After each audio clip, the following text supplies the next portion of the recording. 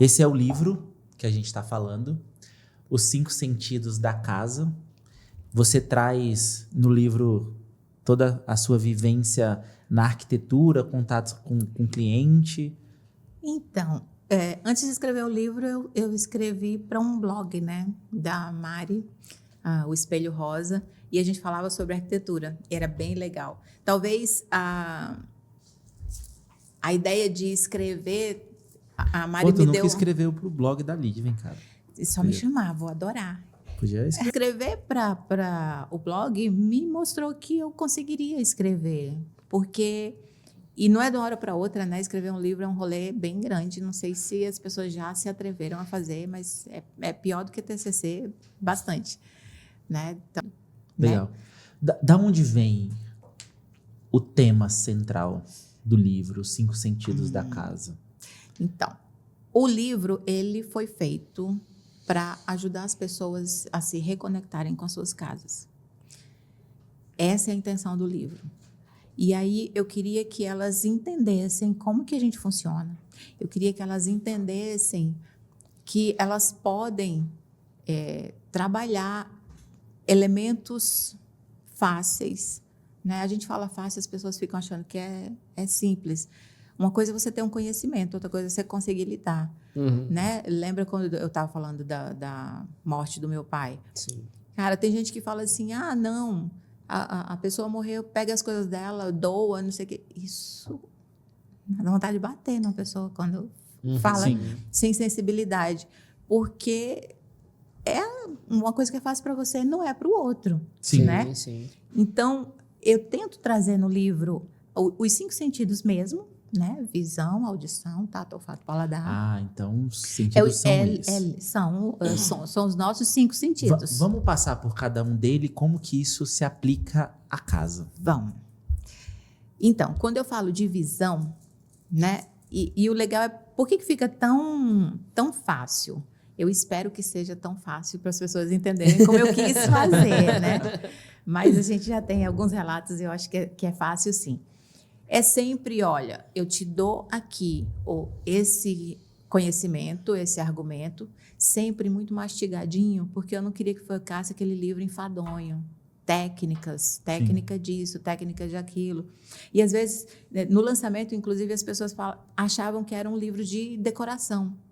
E não é. Eu não dou coisas de decoração.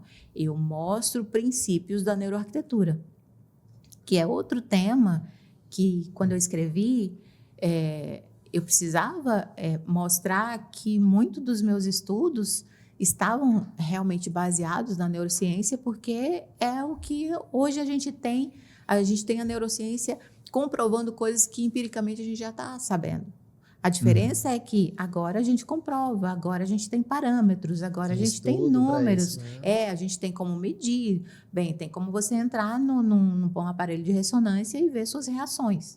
Então, a neurociência ajuda demais. Eu escrevi com muito cuidado para que as pessoas não achassem que aquilo que eu estava tentando tornar palpável e palatável para as pessoas que não são da área ficasse raso demais. Sim. Mas a intenção é tornar mais fácil mesmo. Então, quando eu falo de visão, a gente vai falar de beleza, a gente vai falar de proporção, a gente vai falar de tudo que pode te influenciar na maneira como você sente o ambiente e que é captado pelo sentido da visão.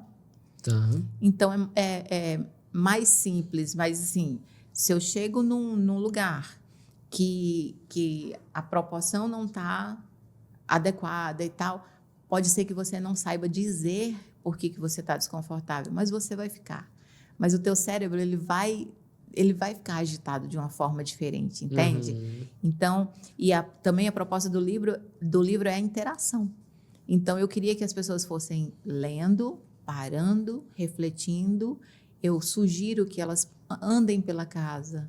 Eu sugiro que elas, depois de ler algumas coisas, vá olhar como é que está. Peraí, como é que está seu quarto? Né? Como é que está a chegada da sua casa? Como é... E isso aconteceu muito depois da pandemia, as pessoas perceberem que estavam numa casa que era difícil de usar, que era desconfortável no sentido emocional. sabe? Não é que a casa não seja grande o suficiente, mas é uma casa que não me deixa feliz. É uma casa que eu não tenho prazer de estar. É uma casa que não é lar. Numa casa que não é lar. Ponto. É isso. Quando você fala de visão, você está falando literalmente das coisas que se enxergam com os olhos?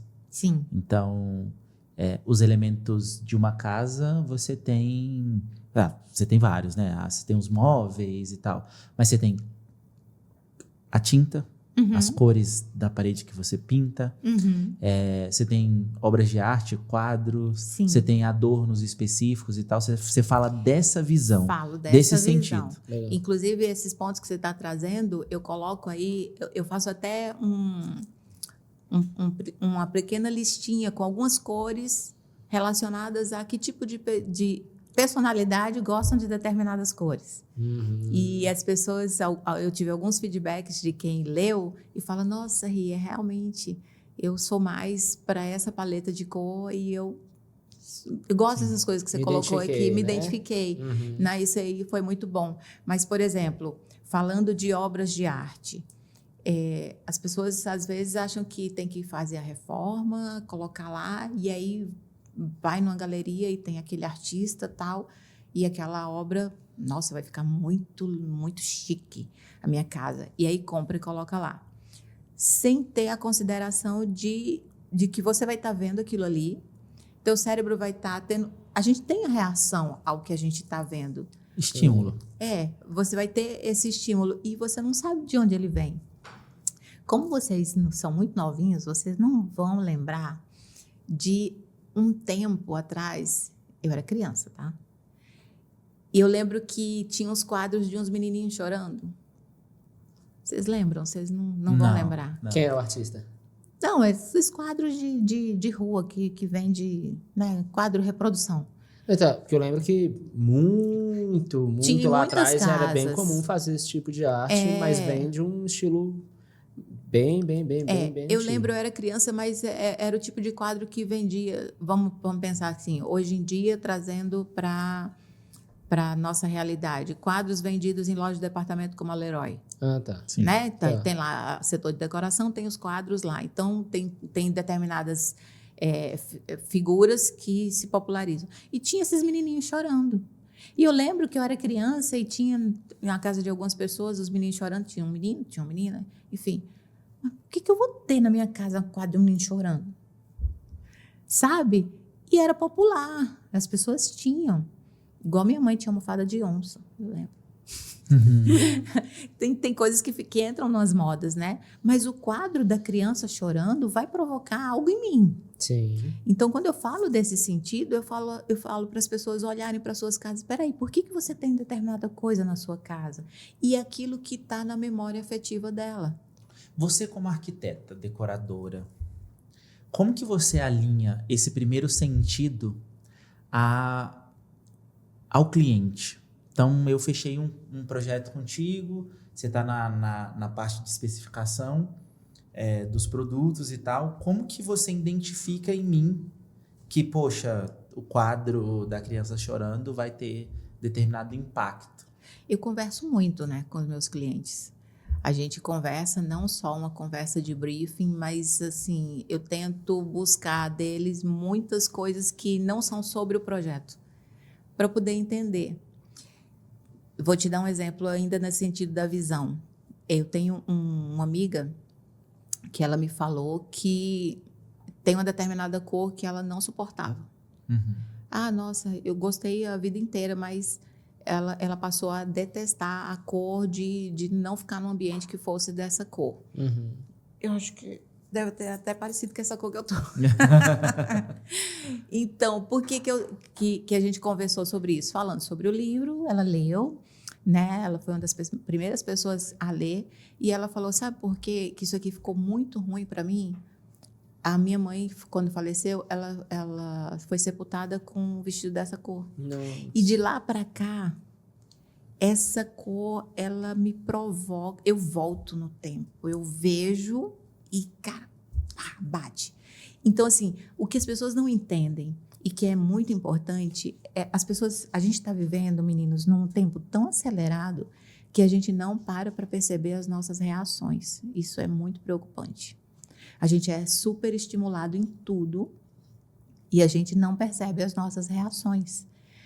E quando a gente tem contato com um conhecimento que fala assim, peraí, por que eu gosto disso e não daquilo? Ou por que eu escolho sempre isso e nunca escolho aquilo? É uma maneira de você analisar por que você está fazendo essas escolhas, Sim, sim. né? Então, eu não escolho Imagine cores você- pela tendência, nem pelo...